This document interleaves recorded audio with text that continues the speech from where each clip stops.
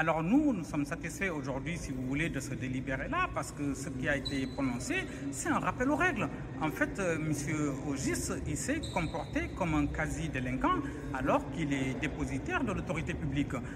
Aujourd'hui, un peu partout dans notre pays, il y a des mots, des actes qui sont effectivement faits au nom des mots de M. Ogis et contre lesquels nous estimons qu'on ne se mobilise pas suffisamment.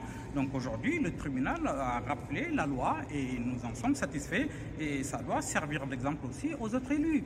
Et d'ailleurs, au-delà de son cas, aujourd'hui, la question c'est de dire que est-ce que quand on est un élu de la République, est-ce qu'on peut accepter effectivement que le citoyen puisse être représenté par quelqu'un comme M. Ogis qui tient des propos antidémocratiques, qui tient des propos discriminatoires? Est-ce que cet homme est légitime pour servir l'intérêt général? Vu ce qui a été indiqué aujourd'hui dans ce tribunal-là, montre qu'apparemment M. Ogis aujourd'hui n'est plus légitime pour servir l'intérêt général.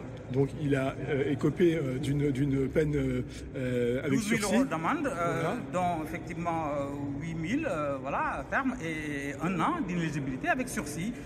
C'est quand même effectivement lourd pour un homme comme M. Ogis qui est dans la politique depuis longtemps et qui doit, et d'ailleurs ça a été rappelé, qui a un devoir d'exemplarité par ses mots, par ses actes, par son comportement, par effectivement le déni d'ailleurs dans cette histoire-là. Parce que dès le début, il s'était muré dans le silence, dans la dénégation et ne présentant ses excuses que très tardivement. Donc oui, tout ça, effectivement, je pense qu'a conduit le tribunal à prendre acte effectivement de la gravité des faits et justement de prononcer la condamnation qui vient d'être prononcée et qui nous, effectivement, nous satisfait.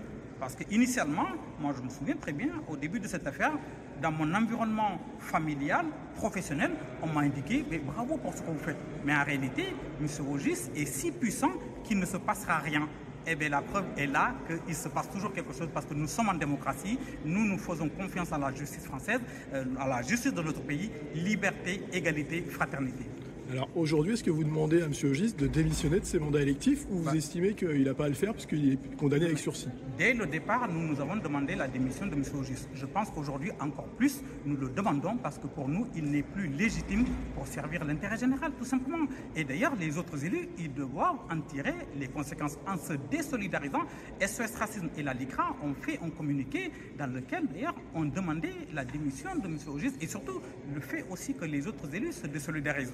Donc aujourd'hui, vu effectivement ce qui a été prononcé dans ce tribunal, qu'ils prendront acte et qu'ils comprendront qu'il y a des talents ici et que M. Ogis n'est plus légitime aujourd'hui pour diriger un exécutif local.